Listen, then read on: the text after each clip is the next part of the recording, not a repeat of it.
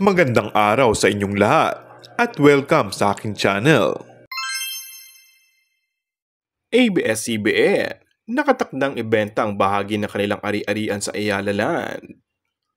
Inihayag ng ABS-CBN Corporation itong Huwebes, February 27, na pumirma na ito ng kasunduan kasamang Ayala Land Corporation upang ibenta ang bahagi ng kanilang ari-arian sa lungsod ng Quezon.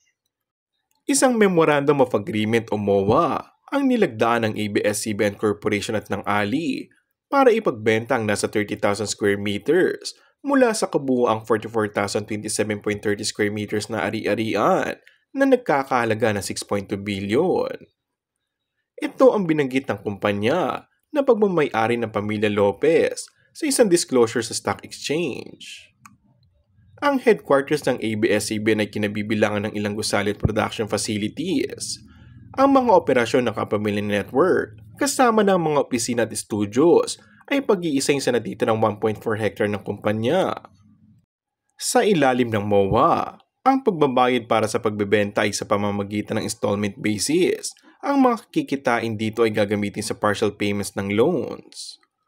Idinagdag pa ng ABS-CBN na ang kasunduan ay napapailalim sa ilang kondisyon, kabilang riyan ang clearance mula sa Philippine Competition Commission kung kinakailangan. And that's all for our today's video. Kung bago ka lang sa aking channel ay mag-subscribe at pindutin na rin ang notification bell. Maraming salamat!